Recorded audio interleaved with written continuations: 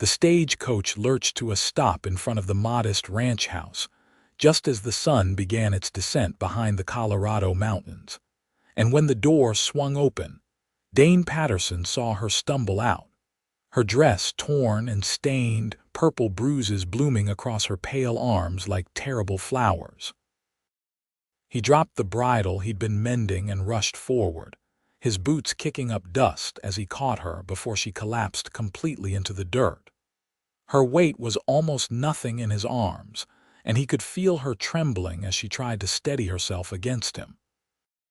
"Easy now," he said quietly, his voice low and steady. "I've got you." The woman looked up at him with eyes the color of storm clouds, and even through the exhaustion etched into every line of her face, he could see she was younger than he'd first thought, maybe 22 or 23 at most. A fresh bruise darkened her left cheekbone, and her lip was split on one side. Her auburn hair had come loose from its pins during the journey, hanging in tangled waves around her shoulders. "Are you Mr. Patterson?" she asked, her voice hoarse and cracking. The stage driver said this was the Patterson Ranch. "I am," Dane replied, still supporting her weight as she swayed on her feet. "And you must be Miss Anna Vance. My sister Martha wrote that you'd be arriving today, but she didn't mention you'd be in such a state." Anna's eyes filled with tears, though she blinked them back stubbornly. The journey from St. Louis was difficult, 3 weeks on trains and stages, and the last driver took the mountain roads too fast. "We overturned twice." She touched her bruised cheek gingerly. "I hit the side of the coach both times." "Lord above," Dane muttered, his jaw tightening. He turned toward the stagecoach driver, who was already pulling away without so much as a backward glance. "You just wait 1 damn minute." But the coach was gone, rattling down the dusty road toward Aspen proper, leaving them in a cloud of settling dust. Dane felt anger surge through him, hot and sharp, but he forced it down. The woman in his arms needed help now, not his temper. "Come inside," he said gently, guiding her toward the house. "Let's get you cleaned up and fed. Martha should be back from town within the hour." Anna nodded weakly, leaning more heavily against him with each step. Dane adjusted his hold, practically carrying her up the 3 wooden steps to the porch. The ranch house wasn't much to look at from the outside, just weathered pine boards and a solid roof, but inside it was clean and comfortable. Martha had always been particular about keeping a proper home, even out here in the Colorado wilderness. He helped Anna to the settee in the front room, and then hurried to the kitchen to pump water into a basin. When he returned with clean cloths and the water, Anna had closed her eyes, her head resting against the back of the settee. In the fading light coming through the windows, he could see more bruises on her neck and collarbone, visible where her dress had torn at the shoulder. "Miss Vance," he said softly, setting the basin on the small table beside her. "Anna." Her eyes opened slowly, focusing on him with effort. "I'm sorry," she whispered. "I'm being so much trouble already, and Martha hired me to help with the house and the cooking. I should be useful, not lying about like some invalid." "You're hurt," Dane said firmly, "and you'll rest until you're better. Martha can manage another few days without help."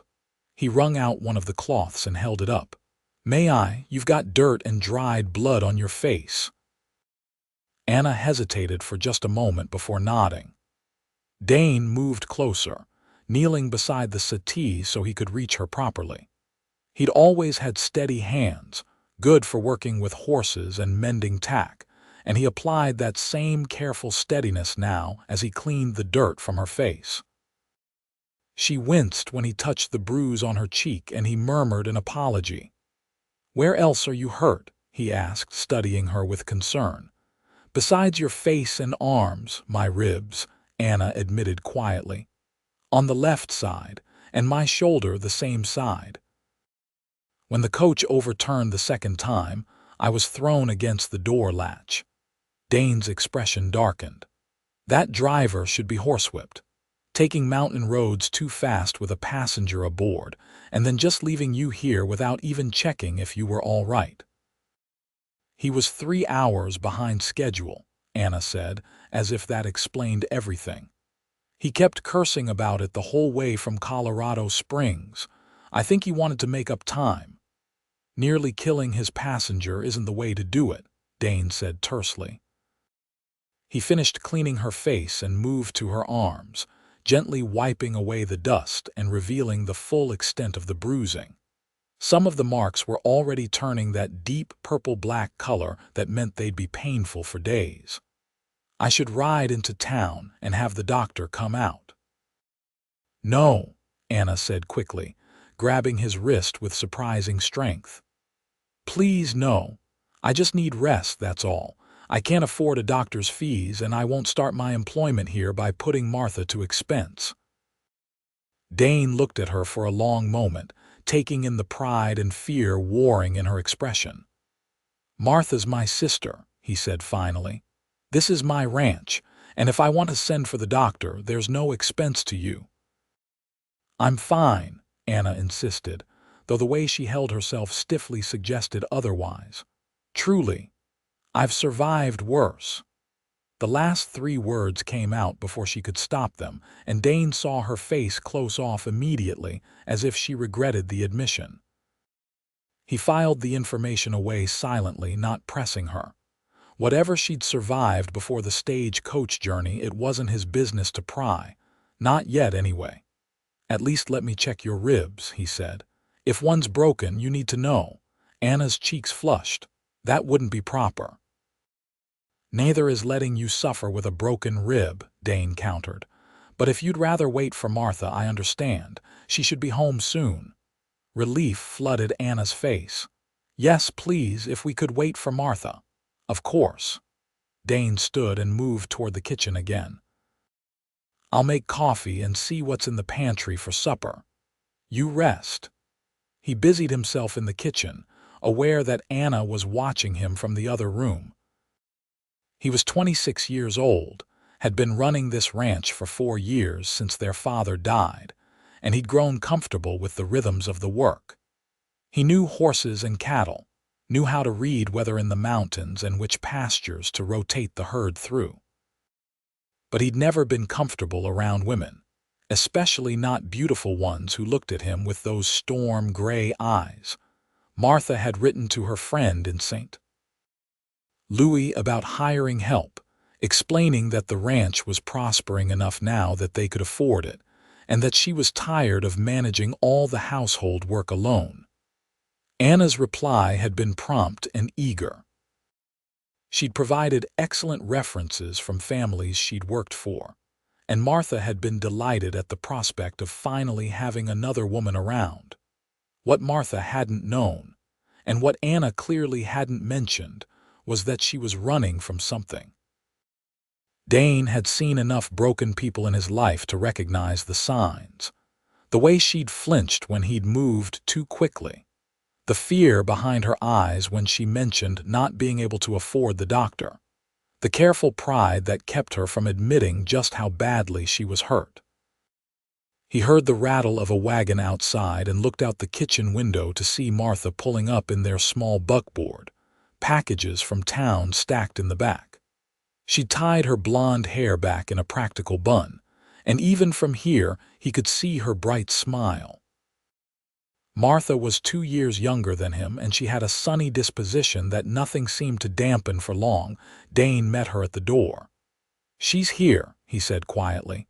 But she's hurt, Martha, badly bruised from the journey. Martha's smile faded into concern. How badly? Bruises on her face, arms, ribs. The stagecoach overturned twice on the mountain road. The fool driver was going too fast. Lord have mercy, Martha breathed. She pushed past him into the house, and he heard her soft exclamation when she saw Anna. Oh, you poor dear. Dane, help me get her upstairs to the guest room. Together they managed to get Anna up the narrow staircase, Martha supporting one side and Dane the other. Anna protested weakly the whole way, insisting she could walk on her own, but by the time they reached the guest room she was pale and breathing shallowly. Martha shooed Dane out so she could help Anna change into a nightgown and examine her injuries properly. Dane returned to the kitchen and started preparing supper, something simple that wouldn't take long. Bacon and eggs, biscuits from the batch Martha had made that morning, coffee strong enough to strip paint. He heard the floorboards creaking overhead as Martha moved around, heard the murmur of voices but not the words.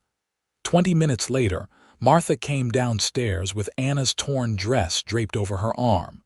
Her expression was troubled. "How is she?"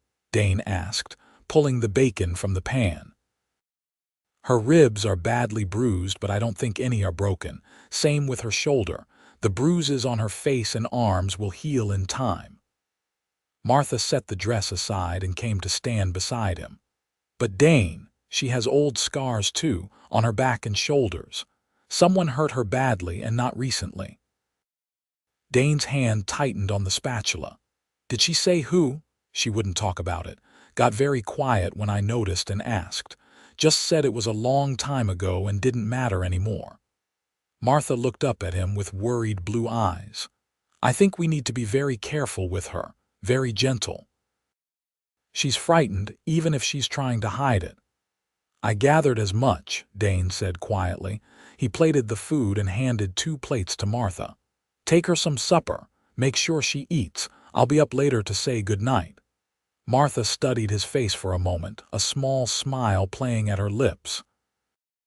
"You like her already, don't you?" "I feel sorry for her," Dane corrected. "There's a difference." "If you say so," Martha said, but her tone was knowing. She took the plates and headed back upstairs, leaving Dane alone with his thoughts. He ate his own supper standing at the counter, watching through the window as the last light faded from the sky. The ranch stretched out around the house, 500 acres of good grazing land running up into the foothills of the Rockies. He'd worked hard to build this place into something sustainable, something he could be proud of. The cattle were fat and healthy, the horses were some of the best in the territory, and he'd even managed to save enough to hire help for Martha. But looking at Anna's bruised face, seeing the fear and pride mixing in her eyes, had stirred something in him he hadn't expected. A protective instinct, fierce and immediate. He wanted to find whoever had put those old scars on her back and make them pay. He wanted to hunt down that stage driver and teach him what happened to men who endangered women's lives for the sake of a schedule. More than that, though, he wanted to see her smile. Wanted to know what she looked like without pain shadowing her expression. Wanted to hear her laugh. He shook his head at himself, rinsing his plate in the basin. He was getting ahead of himself, spinning fantasies about a woman he'd known for less than an hour. She was here to work for Martha, to help around the house. Nothing more. But when he climbed the stairs an hour later and knocked softly on her door, and when Martha opened it to reveal Anna sitting up in bed with a little more color in her cheeks, he felt that pull again. That sense that something important had just entered his life. Feeling any better? He asked from the doorway, not wanting to intrude into the room itself. Anna nodded. "Much better, thank you. Your sister has been wonderfully kind and the food was excellent." "Dane's a fair hand in the kitchen when he wants to be," Martha said with a smile. "Though don't tell him I said so. He'll get a big head about it." "I heard that," Dane said dryly. He looked at Anna again. "I want you to promise me something." Anna tensed slightly. "What's that?" "If you need anything, day or night, you'll call for one of us. Don't try to be stoic or independent. You're hurt and you need to heal properly. That means asking for help when you need it." For a moment he thought she might refuse, might insist again that she was fine. But then she nodded slowly. "I promise." "Good." He hesitated, then added, "And Anna, those bruises you came here with. They'll be the last ones you get while you're under this roof. I give you my word on that. Something shifted in her expression, a softening around her eyes. "Thank you," she said quietly. "That means more than you know." Martha walked him to the door and out into the hallway. "That was a good thing to say," she whispered. "I think she needed to hear it." "I meant it," Dane said. "Whatever she's running from, it won't find her here. I'll make sure of that." "I know you will," Martha said, squeezing his arm. "You've always been the protective sort. Now get some rest. Morning comes early, and those horses won't feed themselves." Dane nodded and headed to his own room at the end of the hall. As he lay in bed that night, listening to the familiar sounds of the house settling around him, he thought about Anna's gray eyes and her careful pride. He thought about the promise he'd made and meant every word of. And he wondered what her story was, what had driven her to travel all the way from St. Louis to a ranch in the Colorado mountains. Whatever it was, he'd give her the space and time to tell him when she was ready. In the meantime, he'd do what he'd promised. He'd make sure those bruises she'd arrived with were the last ones she'd ever have to bear. The next morning dawned clear and cold, the way October mornings always did in the Colorado high country.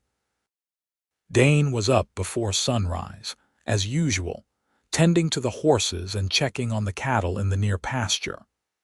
The work was familiar and soothing, requiring just enough attention to quiet his mind without demanding so much that he couldn't think at all. He was mucking out stalls when Martha appeared in the barn doorway, a shawl wrapped around her shoulders against the morning chill. "She's awake," Martha said, "and insisting she's well enough to help with breakfast." Dane leaned on his pitchfork. "Is she?" "No, but try telling her that." "She's stubborn as a mule, that one." Martha smiled fondly despite her words. "I thought maybe you could talk to her. She seems to listen to you." "We've barely spoken," Dane protested. "Nevertheless," Martha said firmly, "come talk to her. Tell her she needs to rest at least another day or two. Maybe it'll sound more authoritative coming from you." Dane sighed but set aside the pitchfork and followed his sister back to the house.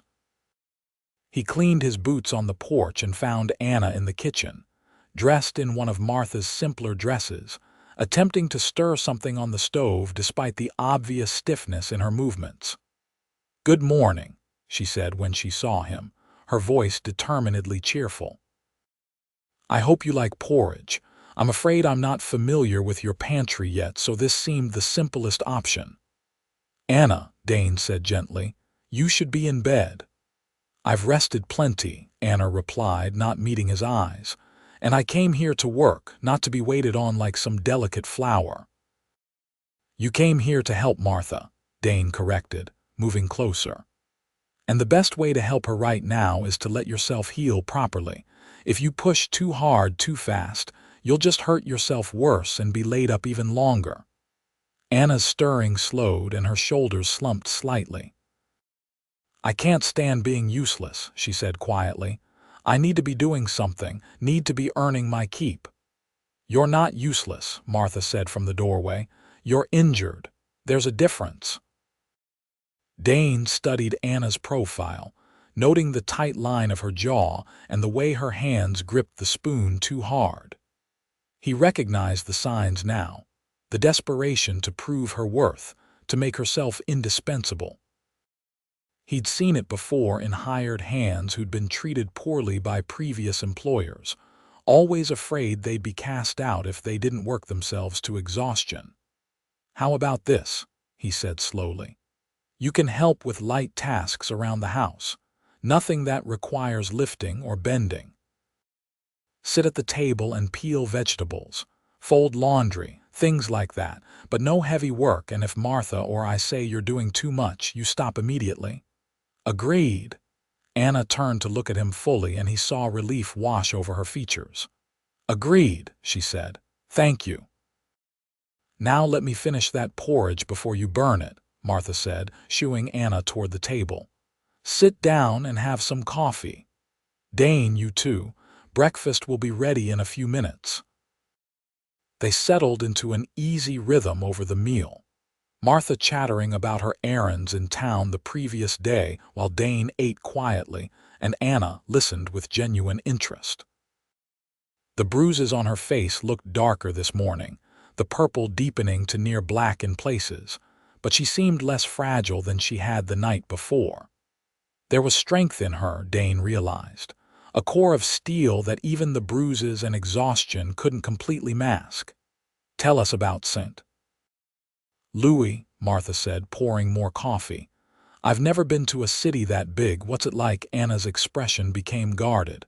"It's crowded," she said carefully, "and loud. The streets are always busy and there's smoke from all the factories, nothing like here. You have family there?" Martha pressed gently. "No," Anna said, her voice going flat. "No family." Dane caught Martha's eye and gave a small shake of his head, warning her not to push further.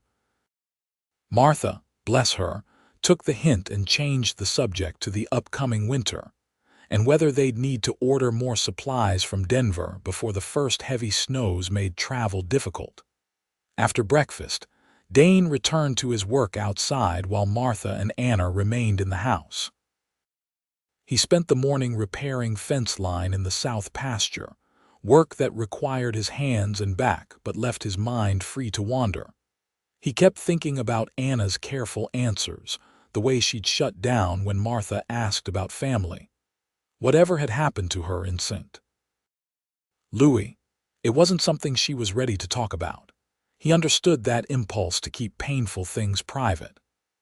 When their father had died 4 years ago, drunk and angry and falling from his horse in a way that was probably not entirely an accident, Dane hadn't wanted to talk about it either. Hadn't wanted to admit that the old man had been a mean drunk who'd made their lives harder than they needed to be. It was only after months of Martha's patient presence that he'd finally opened up about the relief mixed with his grief. Maybe Anna needed that same patient presence. Someone who wouldn't push, wouldn't pry, but would be there when she was ready to share her burden. The thought settled something in his chest, gave him a sense of purpose beyond the daily work of the ranch. He could be that for her. Could give her the time and space to heal, not just physically, but in whatever other ways she needed. He was so lost in thought that he didn't notice the approaching rider until the horse was nearly upon him. Dane looked up sharply, one hand dropping automatically to the knife at his belt. Strangers didn't often come out this far from town, and those who did usually had business to conduct. The man on the horse was well dressed in a dark suit and derby hat, entirely out of place in the rough country surrounding the ranch.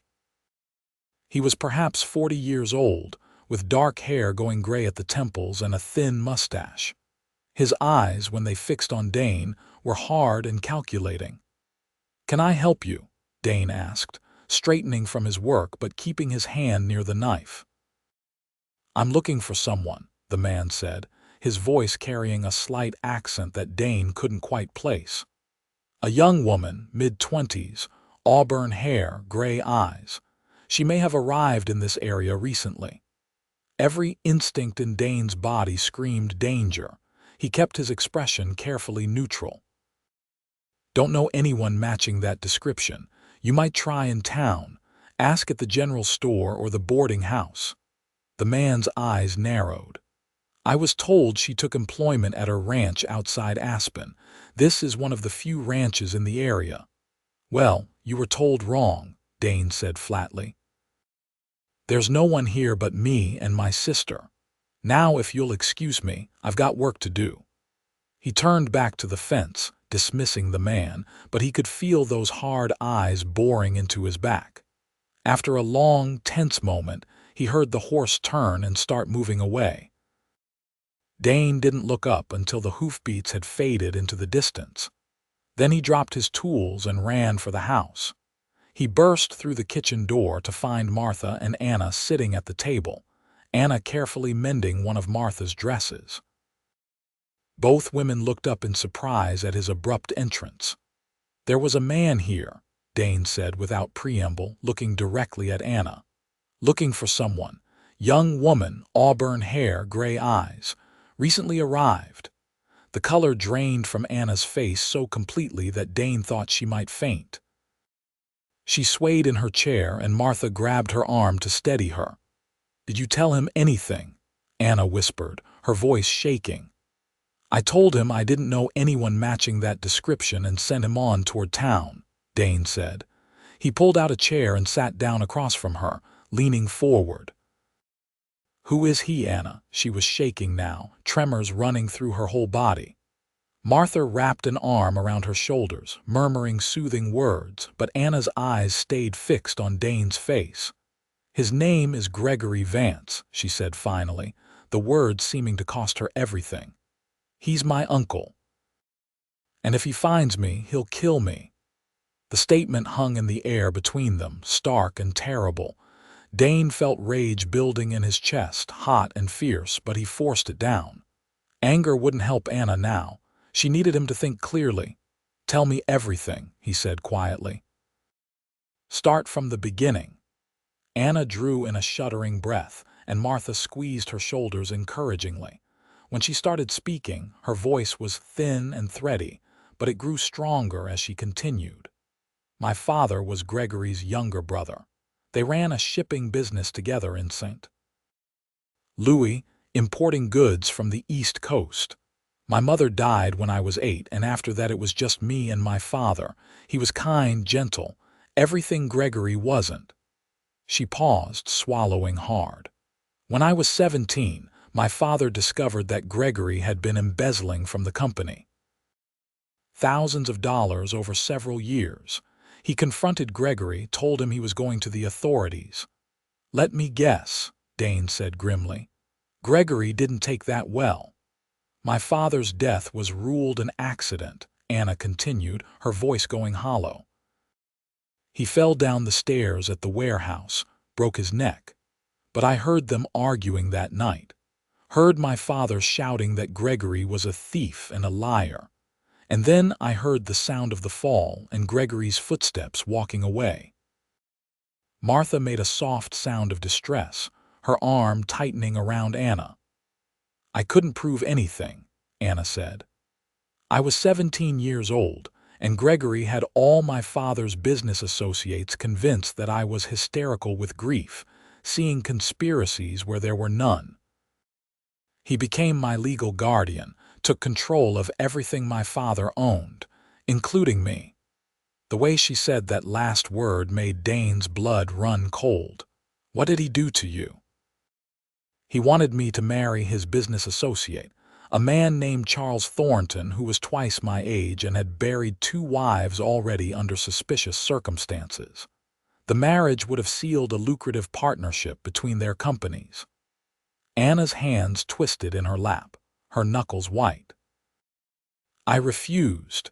So Gregory locked me in my room and had his housekeeper bring me meals once a day. Said I could come out when I agreed to be reasonable." "How long?" Martha asked, her voice barely audible. 3 months the first time. "I got pneumonia and almost died, and the doctor threatened to report Gregory to the authorities if he didn't let me out. So he did, but he made it clear that it would be worse if I refused again." Anna looked down at her hands. "The scars on my back are from when I tried to run away the first time. He caught me at the train station and used his belt." Dane had to close his eyes for a moment, fighting against the wave of fury that threatened to overwhelm him. When he opened them again, Anna was watching him with something like fear in her expression, as if she expected him to be disgusted by her story, to blame her somehow for what had been done to her.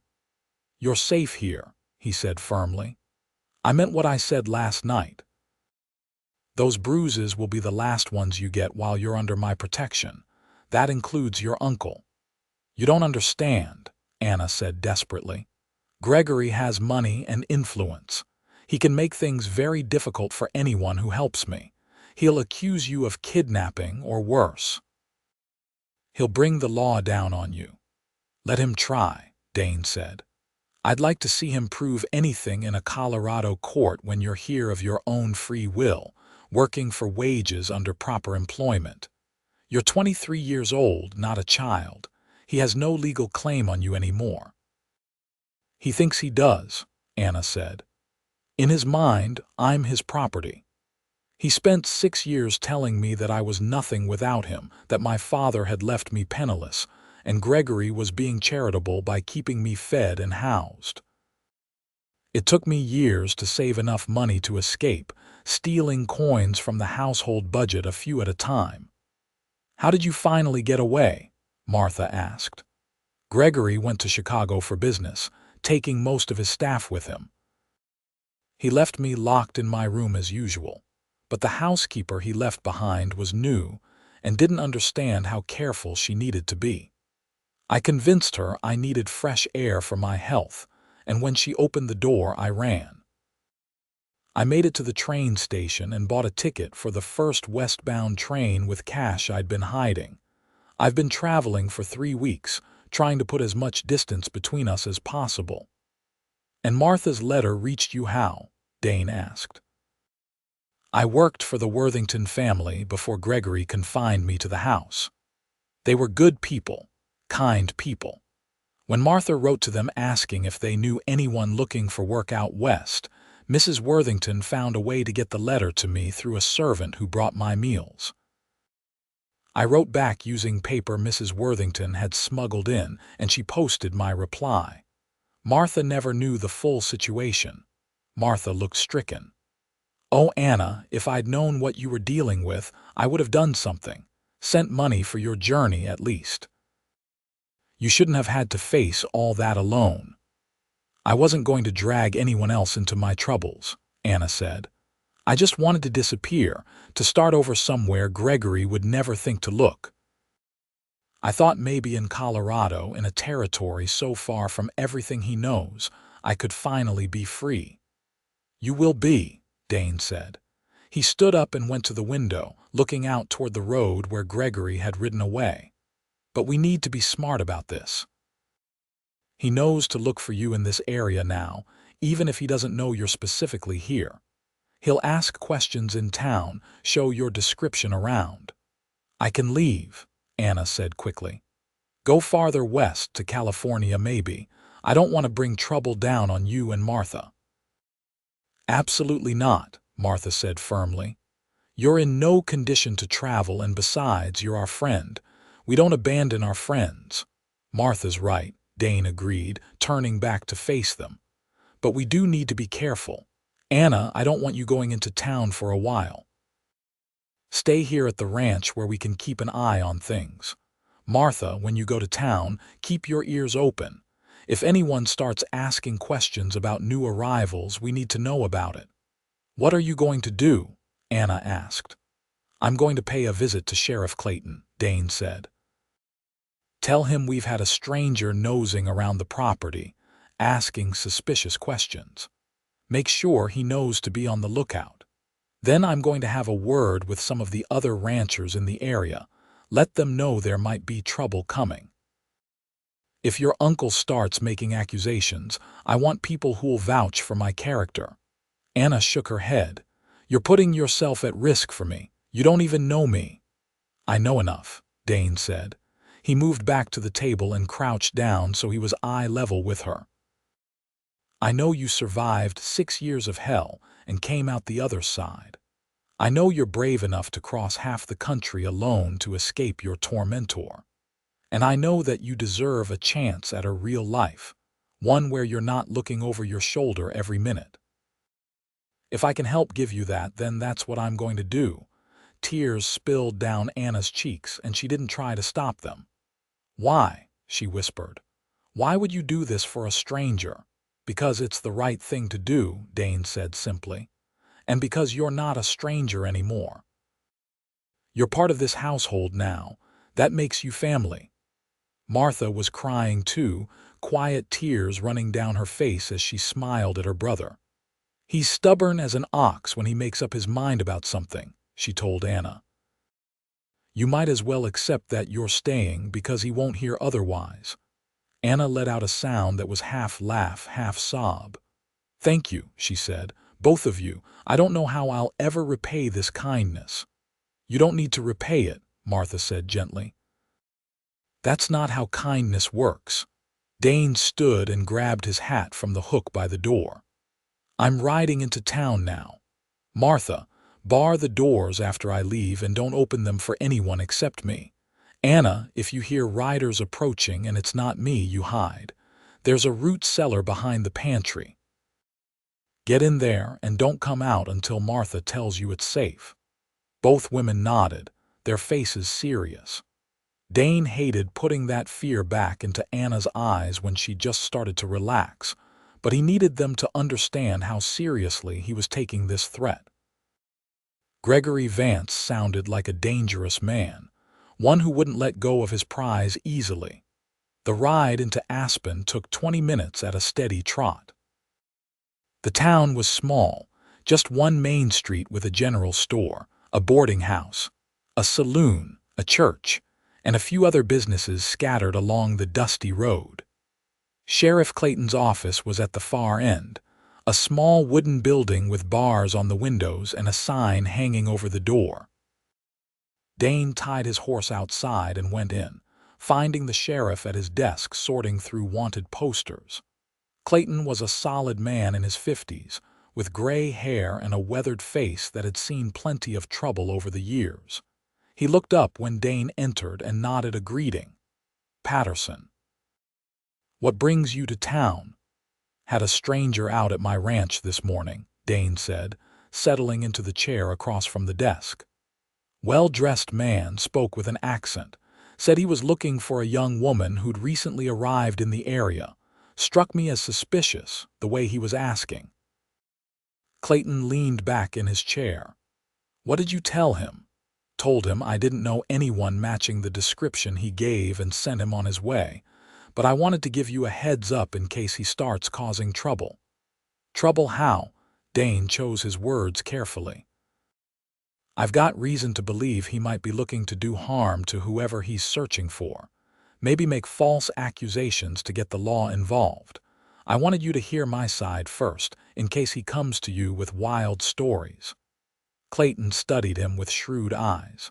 "This woman he's looking for. She at your ranch?" "I've got a young lady working for my sister, helping with household duties," Dane said evenly. "She came from back east, same as lots of folks looking for a fresh start. Her name's Anna Vance and she's free, white, and over 21. No laws being broken that I can see." "Vance," Clayton repeated. "Same last name as this fellow looking for her, her uncle," Dane admitted. "But she's an adult and here of her own free will. He's got no legal claim on her, unless he's her legal guardian," Clayton pointed out. "She's 23.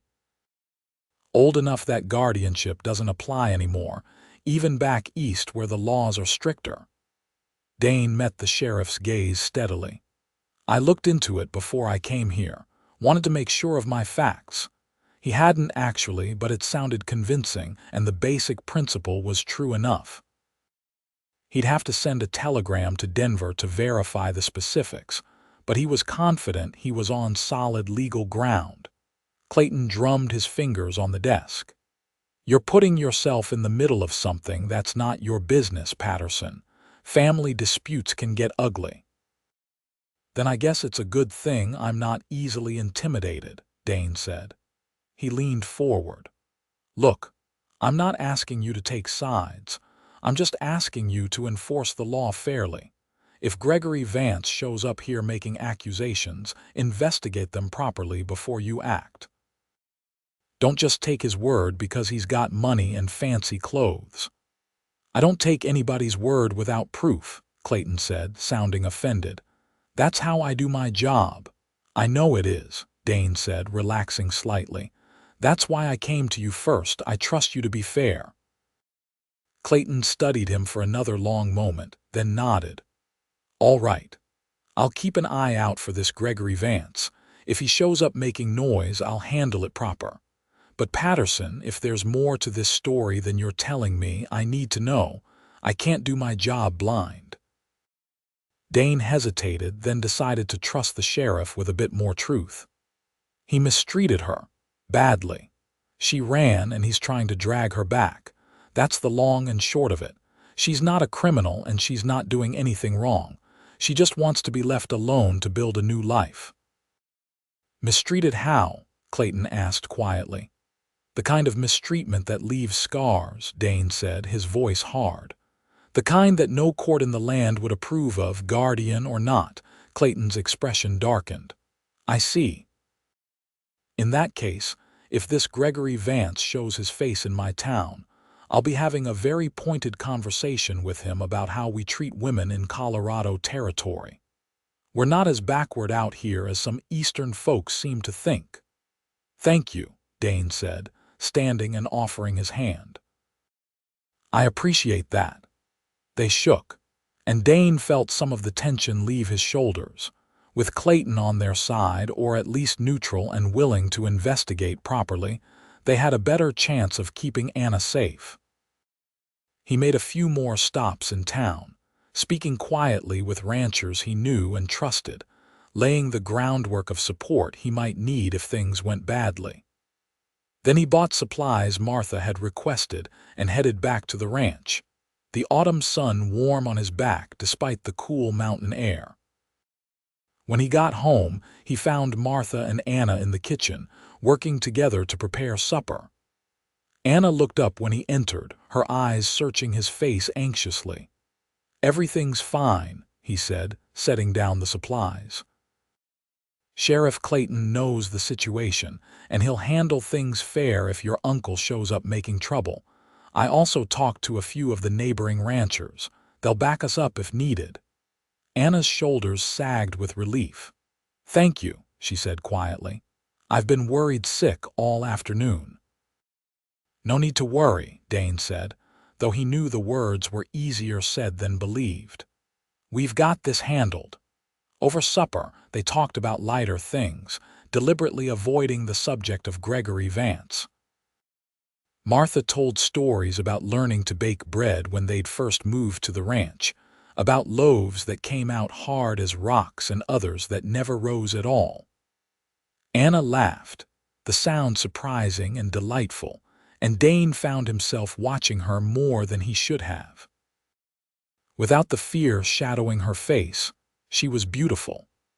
Her gray eyes sparkled when she smiled, and her laugh had a musical quality that made him want to hear it again and again. He noticed the way she helped Martha without being asked, anticipating what was needed, moving around the kitchen with practiced efficiency despite her injuries. After the dishes were cleared and washed, Anna excused herself to bed, still tired from her ordeal. Martha and Dane sat together on the porch as the last light faded from the sky, watching the stars emerge one by one. You like her, Martha said after a while. It wasn't a question. I barely know her, Dane protested, but without much conviction. You barely know her, and you're already ready to fight her battles and stand between her and danger. That sounds like more than just being neighborly, Dane sighed.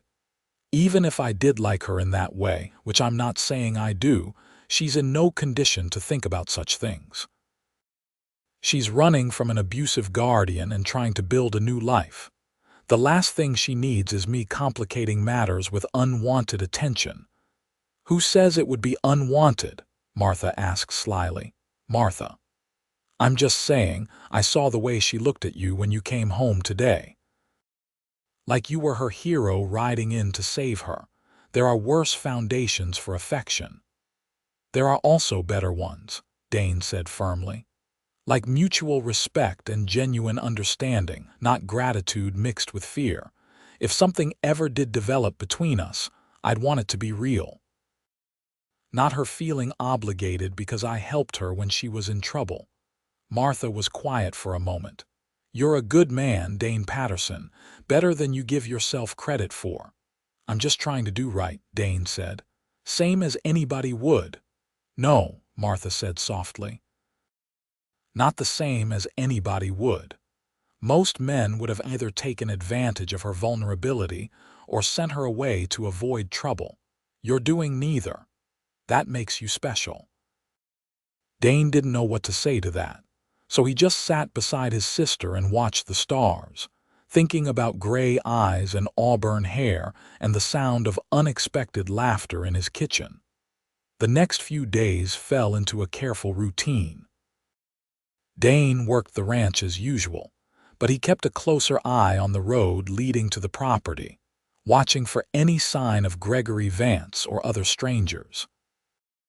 Martha made her usual trips to town for supplies, and each time she returned with no news of anyone asking questions, they all relaxed a little more. Anna threw herself into helping around the house, despite her injuries. She was a skilled cook, better even than Martha, and she had a gift for making the simple ranch house feel more like a home. She brought in wildflowers from the meadow and arranged them in jars on the table. She organized the pantry with efficient precision. She mended clothes and linens that had been waiting for attention for months. But more than her practical skills, it was her presence that changed the house. She hummed while she worked, soft melodies that Dane didn't recognize but found himself listening for. She had a quiet sense of humor that emerged more each day as she grew comfortable, making dry observations that would catch him off guard and make him laugh. They talked in the evenings after supper. The three of them gathered around the kitchen table or sitting on the porch if the weather was mild.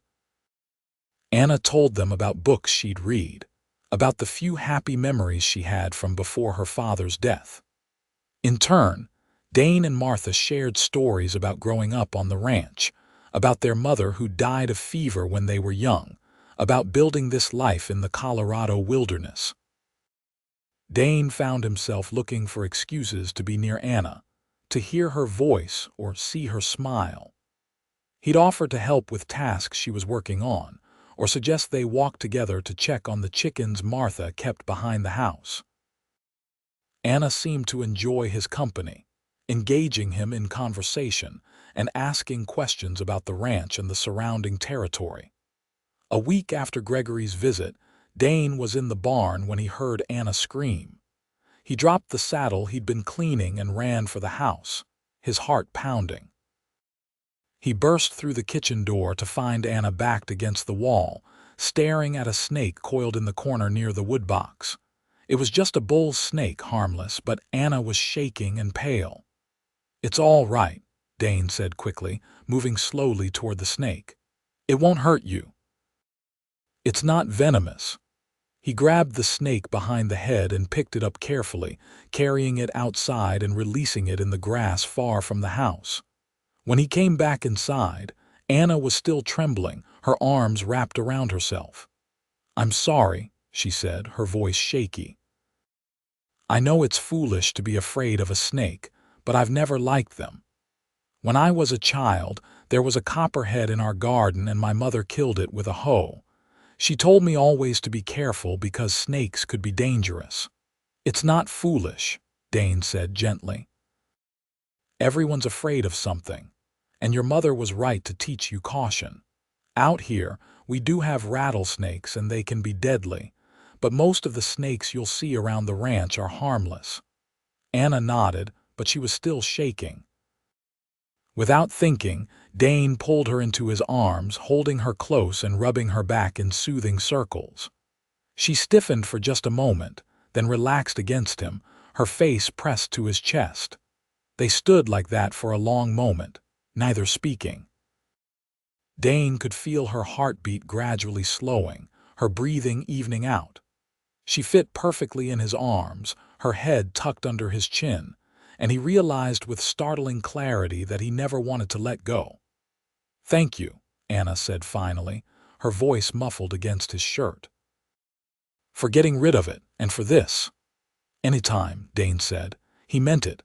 Anna pulled back slowly, looking up at him with those storm-gray eyes. "You're very kind, Dane Patterson. I don't think I've ever met anyone quite like you." "I'm nothing special," Dane said, though his heart was beating faster now for an entirely different reason than fear. "Just a rancher trying to make a living." "You're more than that," Anna said softly. "Much more." They stood there for a moment longer, something unspoken passing between them. Then Anna stepped back, smoothing down her dress and trying to regain her composure. "I should finish getting supper ready," she said. "Martha will be back from town soon, and I promised her beef stew tonight." "Let me help," Dane offered. "I can peel potatoes without making a mess of it." They worked together in comfortable silence, Dane peeling vegetables while Anna prepared the beef and seasoned the pot. The domesticity of it struck him as somehow profound. This was what life could be like, he thought. Coming in from work to help prepare a meal, sharing the tasks of running a household with someone you cared about, building something together. He was falling for her. The realization should have scared him, but instead it felt natural, inevitable. Like recognizing something that had been true all along, Martha came home an hour later with interesting news. "That man who was looking for Anna," she said as they sat down to eat. "Gregory Vance. He's left town." Dane looked up sharply. "Are you certain?" "I heard it from Sarah at the boarding house. He'd been staying there for 3 days, asking questions around town. Yesterday he got a telegram, read it, and immediately packed up and left on the noon stage heading back toward Denver. Sarah said he looked angry but determined." "A telegram from where?" Dane asked. She didn't know. "But he's gone, and good riddance, I say." Anna had gone very quiet, her spoon held frozen halfway to her mouth. "He'll be back," she said hollowly. "Or he'll send someone, he won't just give up." "Maybe he realized you weren't here," Martha suggested. "Maybe he's going to look somewhere else." "Maybe," Anna said, but she didn't sound convinced. That night, Dane lay awake thinking about Gregory Vance and wondering what had called the man away so urgently. Was Anna right? Was he just regrouping, planning a new strategy? Or had something else happened to demand his attention? He couldn't shake the feeling that this wasn't over, that the peace they'd been enjoying was temporary. He needed to be prepared for whatever came next. The following morning, Dane rode out to the neighboring ranch to talk with Samuel Pritchard, one of the older ranchers in the area. Pritchard had been in Colorado since before it was a territory, and he knew everyone and everything that happened within 50 miles. "What do you know about legal guardianship?" Dane asked after they'd exchanged pleasantries. "If a man claims to be someone's guardian but that someone is over 21, Pritchard scratched his gray beard thoughtfully. "Law's pretty clear on that. Once you're of age, guardianship ends." "Doesn't matter what anyone claims. Why, this about that girl working for Martha, word travels fast," Dane said dryly. "In a territory this sparse, word's all we've got for entertainment." Pritchard studied him with shrewd eyes. "Heard her uncle came looking for her. Heard you sent him packing." "Did you hear why she ran from him?" "Heard enough to know she had good reason. My wife knows the Worthington family back east. Got a letter a few months back mentioning that poor Anna Vance had finally escaped from her cruel guardian. We'd hoped she'd made it somewhere safe." Pritchard smiled slightly. "Glad to know she did." Dane felt relief flood through him. "So if her uncle comes back making accusations, you'll vouch for her character?" "Son, half the people in this territory are running from something or someone. That's what the West is for, fresh starts and second chances. If that girl wants to make a new life here, far as I'm concerned, that's her right. And anyone who tries to drag her back to a bad situation will have to go through me first." "Thank you," Dane said sincerely. "That means a lot." "Just take care of her," Pritchard said. "She's been through enough, don't go breaking her heart on top of everything else." "I won't," Dane promised. "If anything, I'm more worried about her breaking mine." Pritchard laughed. "That's how you know it's the real thing, son. When you're more concerned about their feelings than your own. You love her." Dane thought about Anna's smile, about the way she hummed while working, about how she felt in his arms. "I'm getting there," he admitted. "Fast. Then tell her," Pritchard advised. Life's too short and too uncertain to wait around hoping someone can read your mind. If you love her, say so. Dane rode home thinking about that advice. Was it too soon? Anna had only been at the ranch for 2 weeks. She was still healing from her injuries, still adjusting to her new life. Would it be fair to burden her with his feelings when she was dealing with so much else? But then he remembered what she'd said in the kitchen after the snake incident.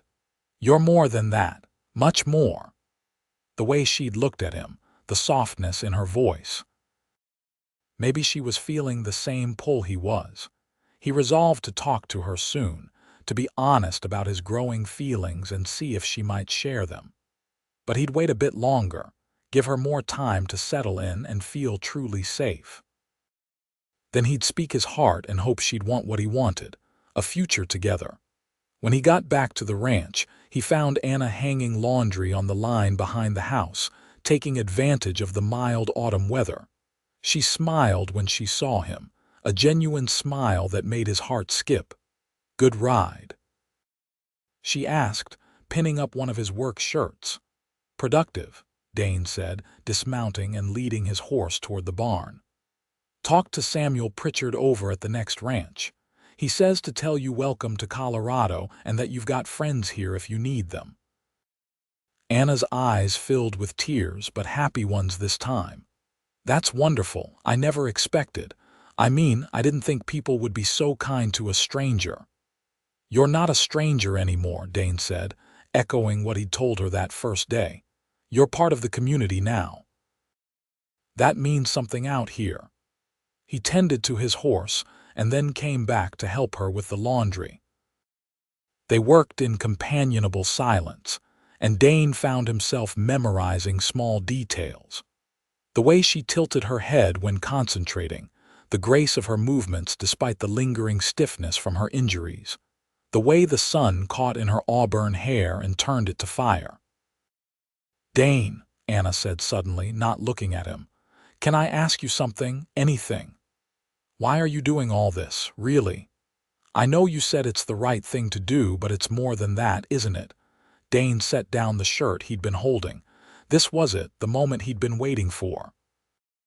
He could deflect, could give her the easy answer, or he could be honest. "Because somewhere between you stumbling off that stage covered in bruises and you laughing at Martha's bread stories, I started to care about you," he said quietly. "More than I should, probably. More than is sensible given how recently we met. But I can't help it. When I look at you, I see someone brave and strong and kind, someone who deserves every good thing life can offer, and I want to be part of giving you those good things." Anna had gone very still, her hands frozen on the laundry line. "Dane, you don't have to say anything," he said quickly. "I know the timing isn't ideal. I know you've got enough to deal with without me adding my feelings to the mix. I just wanted you to know the truth. So you understand why I'm willing to stand between you and your uncle, why I'll do whatever it takes to keep you safe. It's not just about doing the right thing anymore. It's about you." She turned to face him fully, and he saw that she was crying again, tears streaming down her face. "I thought I was imagining it," she whispered. "The way you look at me sometimes, the way my heart speeds up when you're near. I told myself I was being foolish, that you were just being kind because that's who you are. But it's more than that, isn't it? For me it is," Dane said. "But Anna, I don't want you to feel pressured. If you don't feel the same way, that's all right. I'll still protect you, still help you build the life you want. My feelings are my problem, not yours." "They're not a problem," Anna said, taking a step toward him. "Dane, I've spent the last 6 years convinced I'd never have a normal life, never have the chance to care about someone who cares back. Gregory told me I was worthless, that no decent man would ever want me. Part of me believed him. But then I met you, and you've been nothing but gentle and respectful and kind. You make me feel safe. You make me feel seen. And yes, I care about you too, more than I thought possible in such a short time." Dane's heart was pounding so hard he thought it might burst from his chest. "You mean that?" "Every word." Anna closed the distance between them and reached up to touch his face, her fingers gentle against his jaw.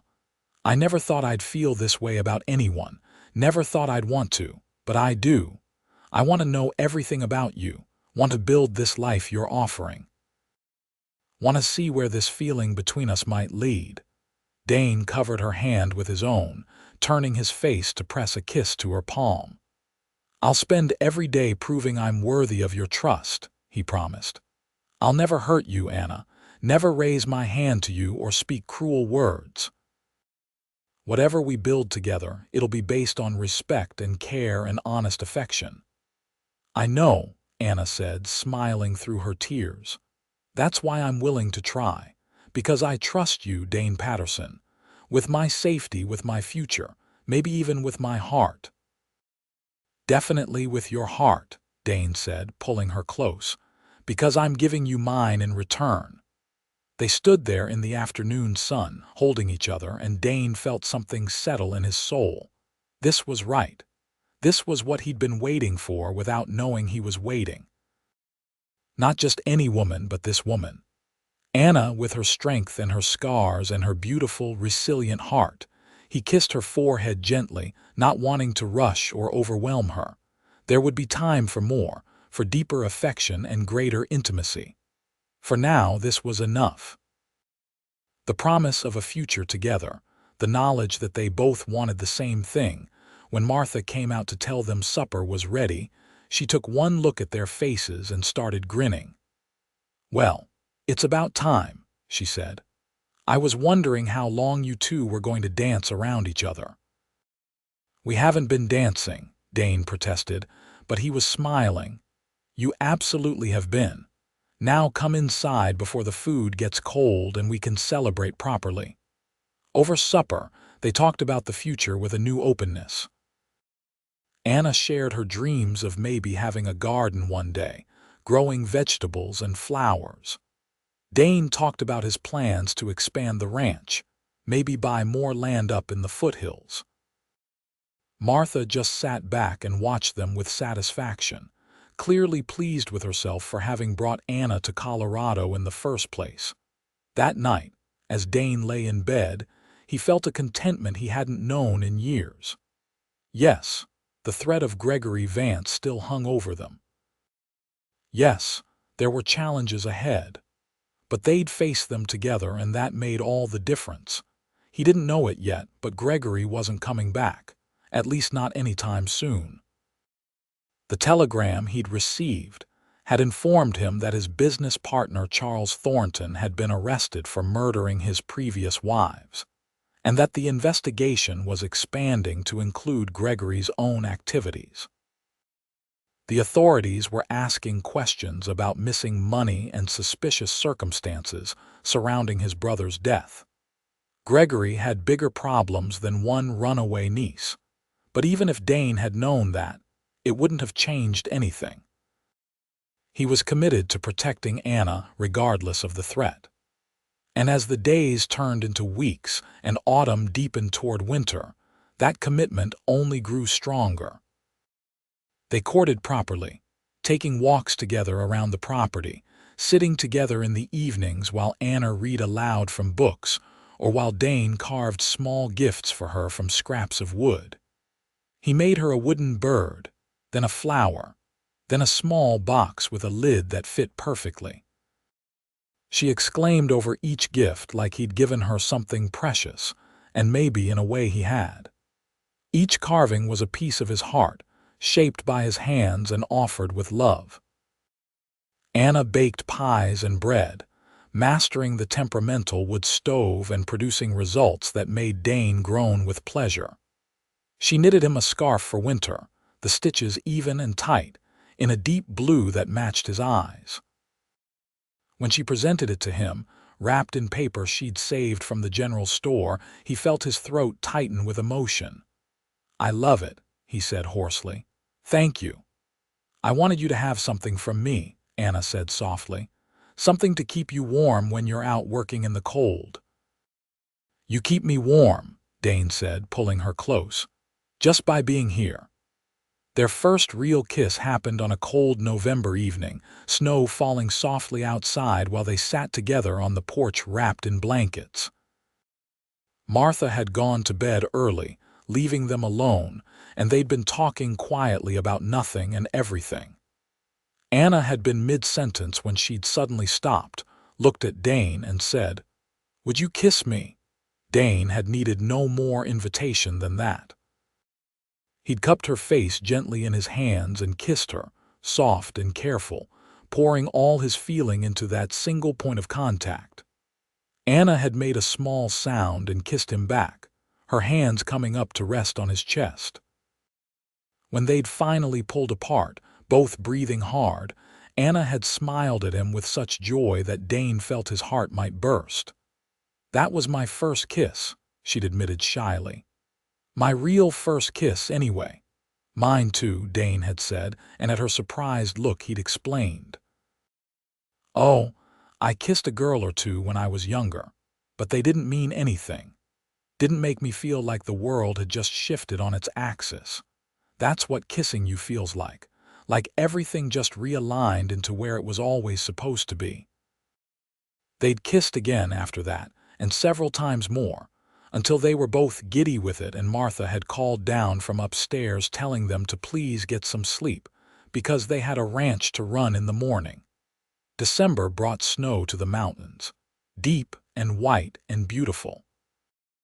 The ranch work was harder in winter, requiring more effort to keep the animals fed and healthy, but Dane didn't mind. He had Anna to come home to, and that made every hardship worthwhile.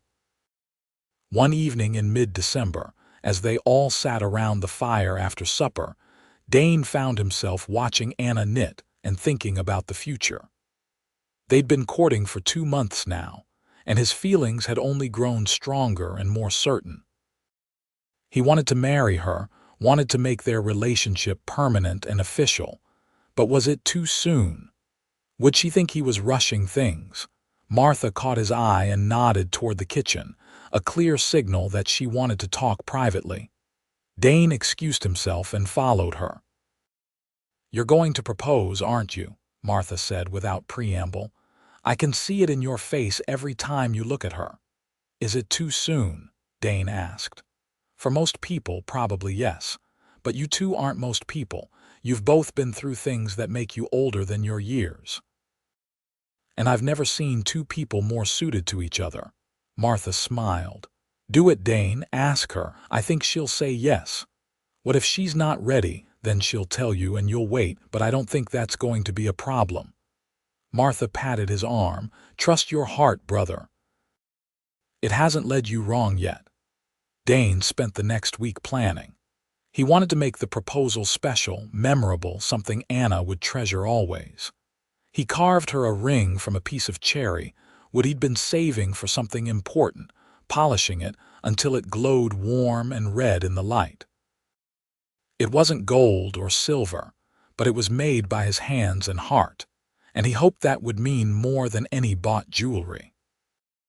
On Christmas Eve, after Martha had gone to bed and they had the parlor to themselves, Dane built up the fire until it crackled merrily and then asked Anna to sit with him on the floor in front of it, wrapped in blankets like they'd been that night on the porch. "I have something I want to ask you," he said, his heart pounding. "Something important." Anna looked at him with those gray eyes seeing right through to his nervousness. "All right," she said gently. "Ask." Dane took her hand in his, feeling how small and delicate it was, marveling that this strong woman could seem so fragile. "When you arrived here 3 months ago, you were covered in bruises from a hard journey. I promised you they'd be the last bruises you'd ever have to bear, and I've kept that promise. But I want to promise you more than just safety, Anna.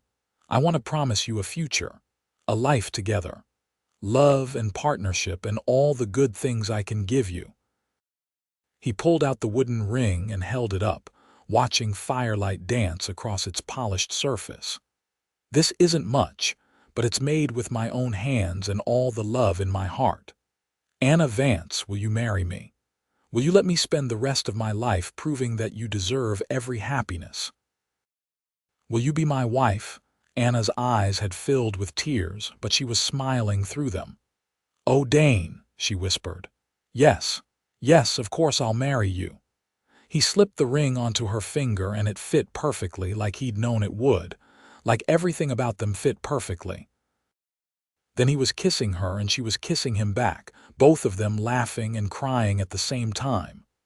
I love you, Anna said when they finally pulled apart. I don't think I've actually said those words yet, but I do. I love you so much. I love you too, Dane said. More than I have words to express. They sat together in front of the fire for hours, making plans and dreaming dreams. They'd marry in the spring, Anna decided, when the wildflowers were blooming and the weather was warm. They'd build an addition onto the ranch house, creating more space for their future family. They'd work the ranch together, partners in every sense of the word. When Martha found out the next morning, Christmas Day, she cried happy tears and immediately started planning the wedding. She insisted on making Anna's dress herself, and she began talking about inviting everyone they knew to the celebration. Nothing too fancy, Anna insisted, just something simple and beautiful. That's what you are, Dane said, pulling her close. Simple and beautiful. The winter passed in a blur of happiness and preparation. Anna worked on her wedding dress with Martha, creating something lovely from fabric Martha ordered from Denver. Dane built the addition onto the house, working through cold days to frame new rooms that would be theirs alone. The community rallied around them, excited to have a wedding to look forward to in the spring. In late February, a letter arrived at the ranch addressed to Anna. She opened it with trembling hands, afraid it might be from Gregory. But instead it was from Mrs. Worthington in St. Louis, the woman who'd helped her escape. The letter brought news that made Anna cry with relief. Gregory Vance had been arrested and charged with embezzlement, fraud, and conspiracy to commit murder. The investigation into Charles Thornton's crimes had uncovered Gregory's involvement in multiple illegal activities, including falsifying records about Anna's father's death. There was talk of reopening that case as well. He can't hurt me anymore, Anna said, showing the letter to Dane. He's going to prison, Dane. He'll never be able to come after me again. Dane held her while she cried out 6 years of fear and pain and anger. When she'd exhausted herself, he wiped her tears and said, You're free now. Truly free. Free to build whatever life you want. I want the life we're building, Anna said firmly. This one, here with you. That's all I want. Spring came to Colorado with an explosion of wildflowers and warm sunshine. Anna's bruises had long since faded, leaving no trace of that terrible journey. The scars on her back remained, but they bothered her less now. They were part of her story, proof that she'd survived. Dane kissed them sometimes, gently, telling her that every part of her was beautiful to him. They married on a perfect May morning, with wildflowers in Anna's hair, and the whole community gathered to celebrate. Sheriff Clayton officiated, saying the words that bound them together legally and spiritually. When Dane kissed his bride, everyone cheered, and Anna laughed with pure joy. The wedding celebration lasted all day, with food and music and dancing. Anna had never been to a party in her honor before, had never had people treat her with such warmth and acceptance. She told Dane it was the happiest day of her life. We'll have many more, Dane promised. This is just the beginning. And it was. That night, in their new bedroom in the addition Dane had built, they came together as husband and wife. Dane was gentle and patient, taking his time, making sure Anna felt loved and cherished. She cried happy tears afterwards, holding him close and telling him she'd never imagined being this happy was possible. Their first year of marriage was everything Dane had hoped for and more. Anna took to ranch life naturally, helping with the animals and managing the household with skill and grace. She planted a large garden that summer, growing vegetables and herbs and flowers. She baked bread every week and sold the extra loaves in town, building up a small savings account of her own. Dane worked hard to make the ranch even more prosperous, buying more cattle and expanding their grazing land. He built Anna a small greenhouse so she could start seedlings earlier in the spring. He carved her small gifts constantly, leaving them around the house for her to find. Wooden spoons and bowls, decorative pieces, toys for the children they planned to have someday. That someday came sooner than expected. In early autumn, Anna realized she was pregnant. She told Dane over breakfast one morning, simply and directly, and he dropped his fork in shock. "Really?" he asked, his voice cracking. "We're going to have a baby, we are," Anna confirmed, smiling at his expression. "Probably in the spring, around April." Dane came around the table and pulled her into his arms, overwhelmed with emotion. A baby. Their baby. A child conceived in love who'd grow up safe and cherished and free from fear. "I love you," he said fiercely. "I love you so much, Anna Patterson." "I love you too," Anna said. "And I'm not scared, Dane. I'm not worried about being a mother or about the future. Because I know we're in this together, and together we can handle anything." She was right. They handled the challenges of pregnancy together, Dane hovering anxiously and Anna finding it both annoying and endearing. They prepared the nursery together, Dane building a beautiful cradle from oak and Anna sewing tiny clothes and blankets. Their son was born on a rainy April morning, coming into the world with a lusty cry that announced his healthy lungs. Dane held him for the first time and felt tears stream down his face. This perfect little person with Anna's nose and his dark hair was theirs, their son, their family. They named him James Thomas Patterson after both their fathers. Little James was an easy baby, content to nurse and sleep and gaze around with wide, curious eyes. Martha doted on him shamelessly, declaring him the smartest and handsomest baby ever born. Anna took to motherhood with the same grace she brought to everything else. She was patient and loving, singing to James while she rocked him and telling him stories even though he was too young to understand. Dane would come in from working to find them together, and his heart would swell with love so profound it almost hurt. "Is this really my life?" Anna asked him one evening as they sat together watching their son sleep. "Sometimes I still can't believe it's real, that I'm actually this happy." "It's real," Dane assured her, pulling her close. "This is your life, our life, and it's only going to get better." He was right. 2 years later, their daughter was born, a tiny girl with auburn hair and gray eyes like her mother. They named her Rose, and she was as sweet as her name suggested. James, now a rambunctious toddler, was fascinated by his baby sister and wanted to help with everything. The ranch continued to prosper. Dane bought more land and hired 2 ranch hands to help with the work. Anna's baking business grew until she was supplying 3 different stores in town. They saved money and planned for their children's futures, wanting to give them opportunities neither of them had enjoyed.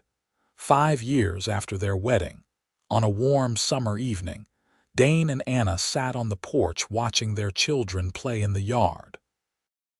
James was 7 now, tall and sturdy like his father. Rose was 5, graceful and gentle. A third child, another son named Samuel, slept in Anna's arms, just 3 months old. "You remember the day you arrived?" Dane asked, taking Anna's free hand. "How you stumbled off that stage covered in bruises, barely able to stand." "I remember," Anna said softly.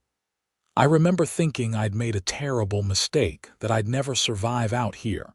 And then you caught me before I fell and you looked at me like I mattered. Like I was someone worth caring about." "You were," Dane said. You are. You always will be. You promised me those would be the last bruises I'd bear, Anna continued, her voice thick with emotion. And you've kept that promise, Dane. Not one day of our marriage have you given me cause to fear. Not one moment have you made me regret choosing this life with you. I could say the same, Dane said. You've made me happier than I ever thought possible, made this ranch into a real home, given me children I adore and a love I treasure above everything else. James ran up to the porch then, out of breath and excited. Papa, can we go fishing tomorrow? Please, I want to catch a big fish like you did. We'll see, Dane said with a smile, if your mother says it's all right. Of course it's all right, Anna said, but you have to take your sister too. She loves fishing just as much as you do. Girls don't fish, James protested, but without much conviction. He'd learned early that his mother and sister could do anything boys could do. This girl does, Rose declared, climbing onto the porch and putting her hands on her hips in a perfect imitation of her mother. And I'm better at it than you. As their children bickered playfully, and the sun set behind the mountains, Dane looked at his wife and felt peace settle over him. This was what he'd fought for, what he'd promised Anna that first day, a life free from fear and pain. A home filled with love and laughter, a future bright with possibility. Anna met his gaze and smiled, and in that smile he saw everything they'd built together. Not just the ranch and the house, not just the children playing in the yard, but something intangible and precious, trust and safety and the deep, abiding love that came from choosing each other every single day. I love you, he said, as he'd said 1,000 times before and would say 1,000 times more.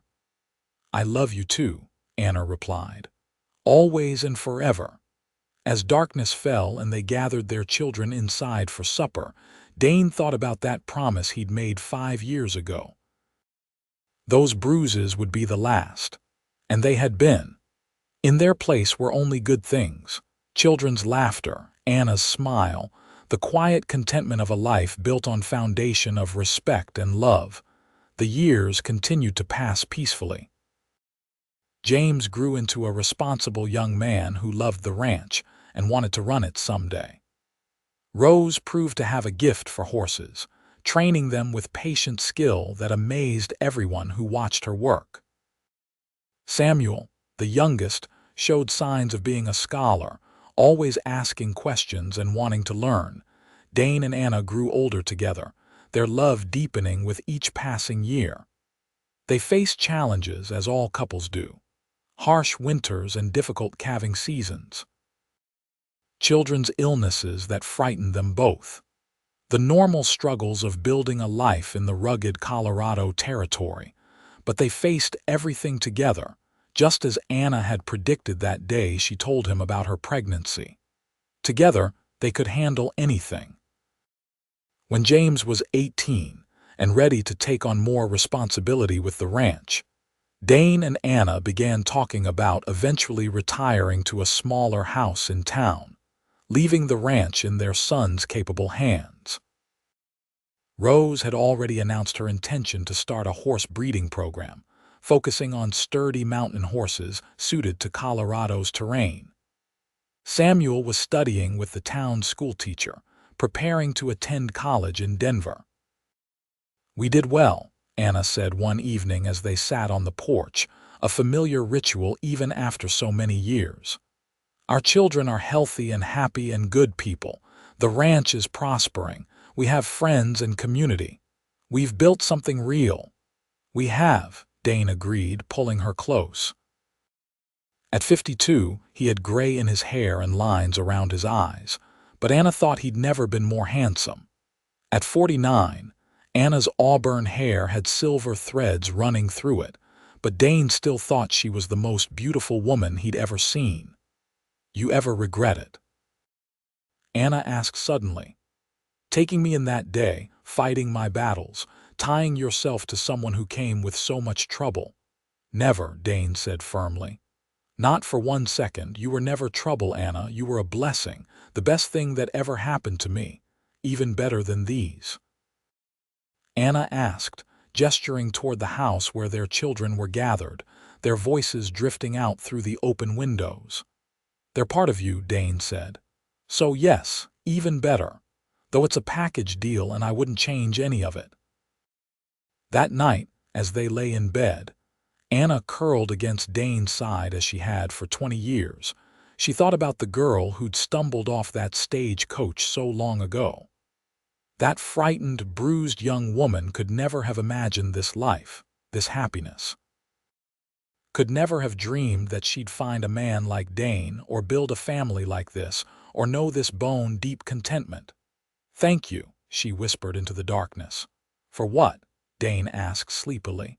"For keeping your promise, for making those the last bruises, for giving me this life." Dane kissed the top of her head. "Thank you for trusting me enough to stay, for taking a chance on a simple cowboy with a small ranch and big dreams." "Best decision I ever made," Anna said. "Second best," Dane corrected gently.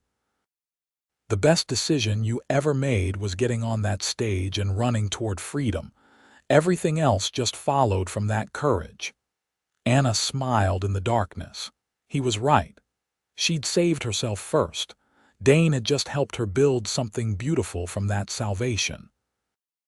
As they drifted off to sleep, wrapped in each other's arms and the quilts Anna had made over the years, both of them felt the quiet satisfaction of a life well lived. They'd taken broken pieces and made something whole, had taken fear and turned it into love, had taken the promise of those being the last bruises and built an entire lifetime on that foundation of gentleness and respect. The Colorado wind whispered through the pine trees outside their window, carrying the scent of wildflowers and mountain air. Inside, safe and warm and loved, Anna slept without fear for the first time in her young life, and continued sleeping that way for all the years that followed. And that, after all, was everything.